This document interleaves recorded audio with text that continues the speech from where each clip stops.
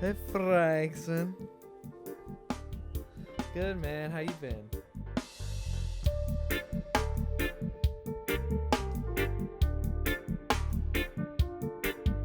What's up, guys? Kurt here from Third Island Productions. We're back today with another video. We're going to be continuing our series, Audio for Dummies. In today's lesson, we're going to be doing compression. Let's jump into it. A little disclaimer for you guys. We are not going into in-depth theory or science of compressor. Just going to show you guys how we use it in the mixing process. All right, so some of you might ask, what is a compressor? In short, the loudest points of the audio that are being compressed are being reduced in volume or decibel.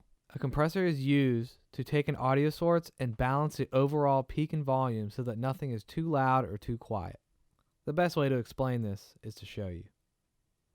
So here is a compressor that I have set up on some drums. This is also known as a bus compressor because all of my individual instruments on the drums are routed to one channel known as a bus, and this compressor is an insert to that individual bus channel. This is so we can compress all the drums at once instead of individually having to go in and compress each individual drum. So first up, we have the threshold. And the threshold is the overall volume at which the compressor starts compressing. For example, here I have the compressor threshold set to 0 dB. Once the signal reaches 0 dB, that's when the audio will start to become compressed. Next up, we have the ratio. The best way to explain how the audio is being compressed is the ratio.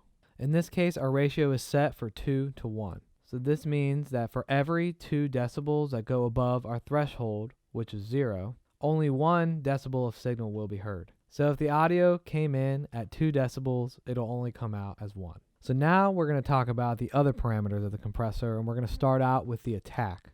The attack is how quickly the compressor is compressing the actual audio. One of the best examples of attack is when it's used on drums. You initially set the attack to slow so that the transients or the loud parts of the instrument on the drums come in and are not being compressed heavily by the compressor.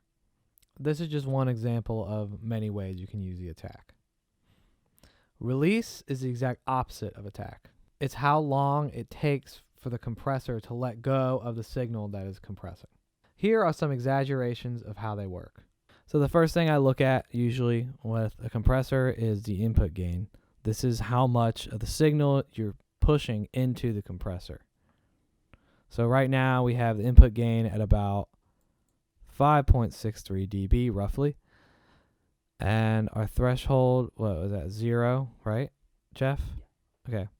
Our threshold is at 0. Our ratio is at 2 to 1. What did we do? Slow attack? Yeah. I have it on the slowest attack setting, 30 milliseconds, and the release I'm actually going to put to auto. Let's see how it sounds.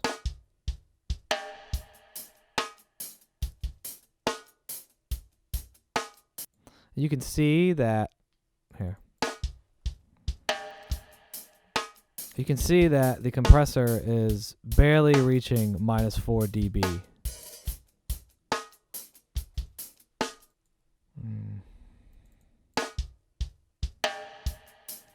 So now, if you want to exaggerate this, let's mess with the threshold a little bit. Bring it back. Notice how a lot more is getting compressed. Those transients are getting squashed. Here's it off. Hear how hard that snare is coming through. Threshold back.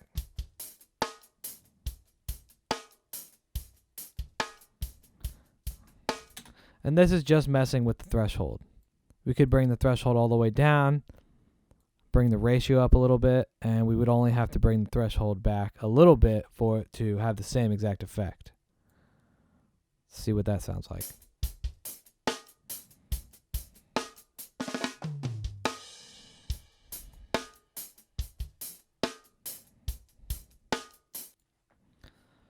So now, let's do a very drastic and exaggerated compressed drums.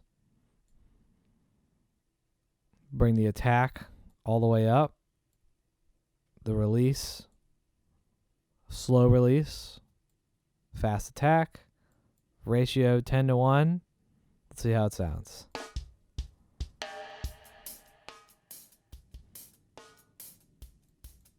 Hear how hard that. Hear how much the drums are getting squashed. And this right here is called makeup gain.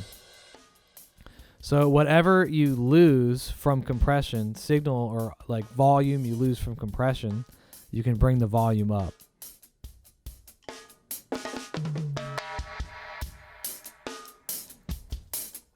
That's essentially output volume. It's to make up for what you've lost. This is so that you have a nice, well-balanced drum set within your mix, but you're also able to raise the volume without messing with the parameters of the compressor. All right, guys, so now we're going to close this session and open a new one, and we're going to show you an example of a compressor on vocals and different parameters and ways that you would use it for vocals. Let's jump into it. All right, guys, so I got a little special treat. This is a song from my band One Culture and my lovely vocals.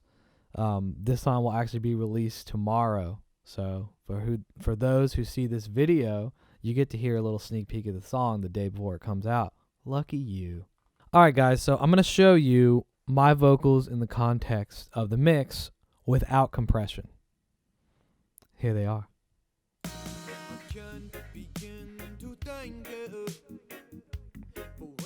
Me up. I can't begin to thank her. Show me true love.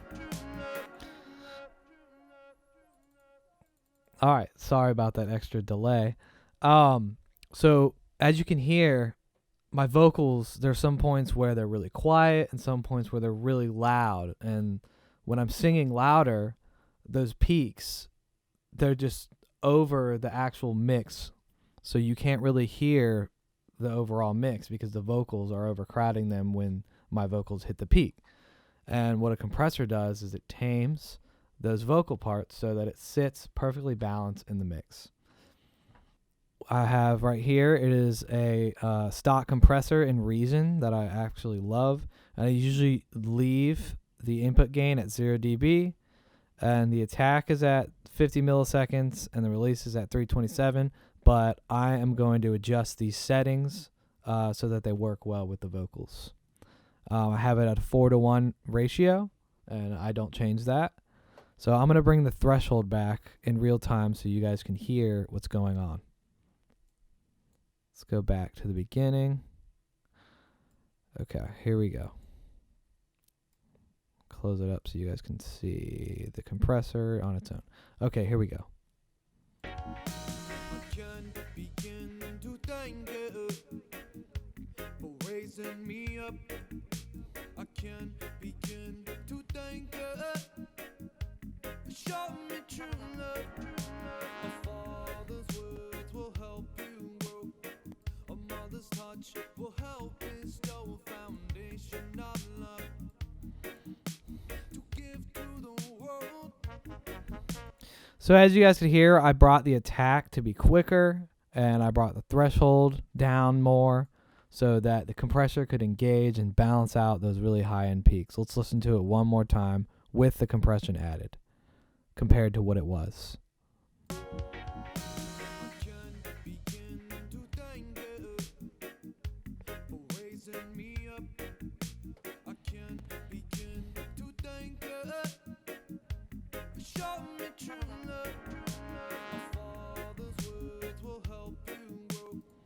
So now I'm going to A-B, I'm going to bypass and then turn on the compressor.